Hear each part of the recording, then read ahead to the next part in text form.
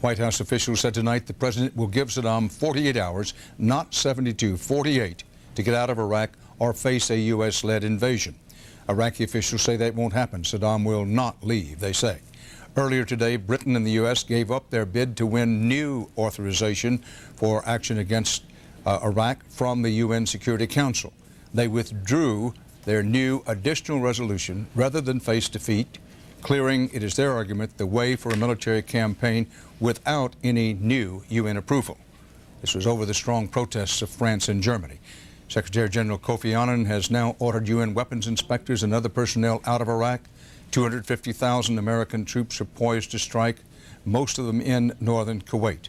As for the Iraqis, they are reportedly dispersing their best troops, hoping to ride out the first wave of air attacks, which could include as many as 600 cruise missiles. After that, they want to make the American march on Baghdad as costly as possible.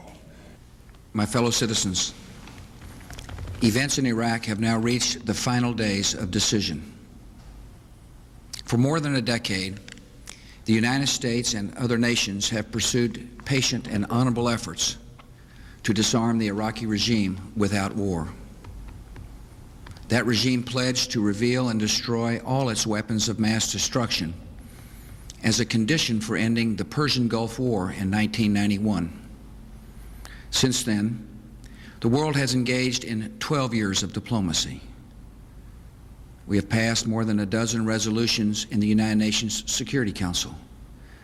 We have sent hundreds of weapons inspectors to oversee the disarmament of Iraq. Our good faith has not been returned. The Iraqi regime has used diplomacy as a ploy to gain time and advantage. It has uniformly defied Security Council resolutions demanding full disarmament. Over the years, UN weapon inspectors have been threatened by Iraqi officials, electronically bugged, and systematically deceived. Peaceful efforts to disarm the Iraqi regime have failed again and again because we are not dealing with peaceful men. Intelligence gathered by this and other governments leaves no doubt that the Iraqi regime continues to possess and conceal some of the most lethal weapons ever devised. This regime has already used weapons of mass destruction against Iraq's neighbors and against Iraq's people. The regime has a history of reckless aggression in the Middle East. It has a deep hatred of America and our friends, and it has aided, trained, and harbored terrorists, including operatives of Al-Qaeda. The danger is clear. Using chemical, biological, or one-day nuclear weapons obtained with the help of Iraq, the terrorists could fulfill their stated ambitions and kill thousands or hundreds of thousands of innocent people in our country or any other. The United States and other nations did nothing to deserve or invite this threat, but we will do everything to defeat it. Instead of drifting along toward tragedy, we will set a course toward safety. Before the day of horror can come, before it is too late to act, this danger will be removed. The United States of America has the sovereign authority to use force in assuring its own national security. That duty falls to me as Commander-in-Chief. By the oath I have sworn, by the oath I will keep. Recognizing the threat to our country, the United States Congress voted overwhelmingly last year to support the use of force against Iraq. America tried to work with the United Nations to address this threat because we wanted to resolve the issue peacefully. We believe in the mission of the United Nations. One reason the UN was founded after the Second World War was to confront aggressive dictators actively and early, before they can attack the innocent and destroy the peace. In the case of Iraq, the Security Council did act in the early 1990s. Under resolutions 678 and 687, both still in effect, the United States and our allies are authorized to use force in ridding Iraq of weapons of mass destruction. not a question of authority. It is a question of will. Last September, I went to the UN General Assembly and urged the nations of the world to unite and bring an end to this danger. On November 8th, the Security Council unanimously passed Resolution 1441, finding Iraq in material breach of its obligations and vowing serious consequences if Iraq did not fully and immediately disarm. Today, no nation can possibly claim that Iraq has disarmed, and it will not disarm so long as Saddam Hussein holds power. For the last 4.5 months, the United States and our allies have worked within the Security Council to enforce that Council's long-standing demands. Yet some permanent members of the Security Council have publicly announced they will veto any resolution that compels the disarmament of Iraq. These governments share our assessment of the danger, but not our resolve to meet it. Many nations, however, do have the resolve and fortitude to act against this threat to peace. And a broad coalition is now gathering to enforce the just demands of the world. The United Nations Security Council has not lived up to its responsibilities, so we will rise to ours. In recent days, some governments in the Middle East have been doing their part. They have delivered public and private messages urging the dictator to leave Iraq so that disarmament can proceed peacefully. He has thus far refused. All the decades of deceit and cruelty have now reached an end. Saddam Hussein and his sons must leave Iraq within 48 hours.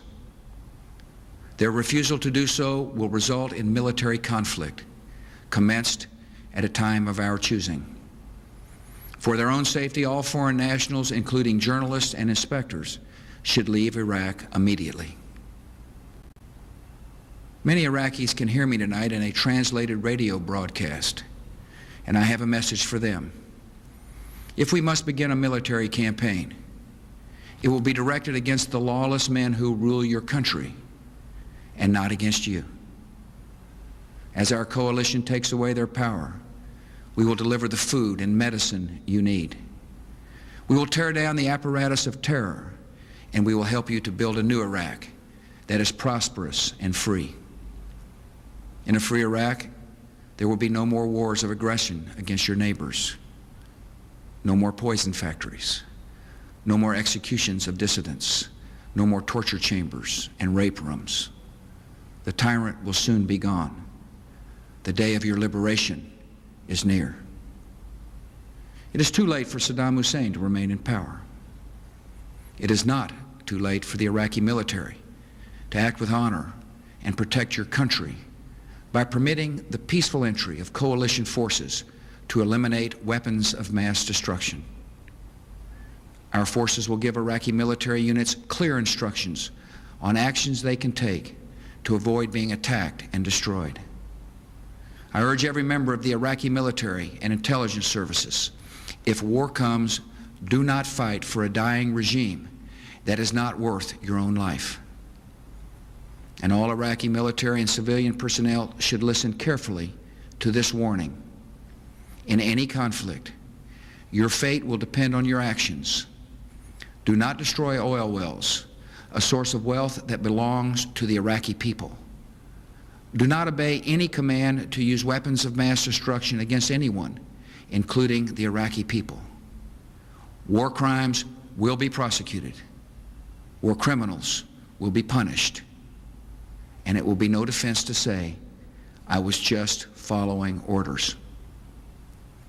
Should Saddam Hussein choose confrontation, the American people can know that every measure has been taken to avoid war, and every measure will be taken to win it. Americans understand the cost of conflict because we have paid them in the past. War has no certainty except the certainty of sacrifice. Yet the only way to reduce the harm and duration of war is to apply the full force and might of our military, and we are prepared to do so. If Saddam Hussein attempts to cling to power, he will remain a deadly foe until the end. In desperation, he and terrorist groups might try to conduct terrorist operations against the American people and our friends. These attacks are not inevitable. They are, however, possible. And this very fact underscores the reason we cannot live under the threat of blackmail. The terrorist threat to America and the world will be diminished the moment that Saddam Hussein is disarmed. Our government is on heightened watch against these dangers. Just as we are preparing to ensure victory in Iraq, we are taking further actions to protect our homeland. In recent days, American authorities have expelled from the country certain individuals with ties to Iraqi intelligence services. Among other measures, I have directed additional security at our airports and increased Coast Guard patrols of major seaports. The Department of Homeland Security is working closely with the nation's governors to increase armed security at critical facilities across America. Should enemies strike our country, they would be attempting to shift our attention with panic and weaken our morale with fear. In this, they would fail. No act of theirs can alter the course or shake the resolve of this country. We are a peaceful people, yet we're not a fragile people, and we will not be intimidated by thugs and killers. If our enemies dare to strike us, they and all who have aided them will face fearful consequences. We are now acting because the risks of inaction would be far greater. In 1 year or 5 years, the power of Iraq to inflict harm on all free nations would be multiplied many times over. With these capabilities, Saddam Hussein and his terrorist allies could choose the moment of deadly conflict when they are strongest. We choose to meet that threat now, where it arises, before it can appear suddenly in our skies and cities. The cause of peace requires all free nations to recognize new and undeniable realities. In the 20th century, some chose to appease murderous dictators whose threats were allowed to grow into genocide and global war. In this century, when evil men plot chemical, biological, and nuclear terror, a policy of appeasement could bring destruction of a kind never before seen on this earth. Terrorists and terrorist states do not reveal these threats with fair notice in formal declarations. And responding to such enemies only after they have struck first is not self-defense, it is suicide. The security of the world requires disarming Saddam Hussein now. As we enforce the just demands of the world, we will also honor the deepest commitments of our country. Unlike Saddam Hussein, we believe the Iraqi people are deserving and capable of human liberty. And when the dictator has departed, they can set an example to all the Middle East of a vital and peaceful and self-governing nation. The United States, with other countries, will work to advance liberty and peace in that region. Our goal will not be achieved overnight, but it can come over time. The power and appeal of human liberty is felt in every life and every land. And the greatest power of freedom is to overcome hatred and violence and turn the creative gifts of men and women to the pursuits of peace. That is the future we choose. Free nations have a duty to defend our people by uniting against the violent. And tonight, as we have done before, America and our allies accept that responsibility. Good night, and may God continue to bless America. President Bush speaking live from the White House to the nation and the world, laying down a 48-hour, not 72 hours, 48-hour deadline for Saddam Hussein to leave Iraq and disarm or face a U.S. invasion. Secondly, the U.S. government has announced tonight that it's raising the national terror alert from yellow, that's where it's been for the last few days, indeed several weeks, up to orange.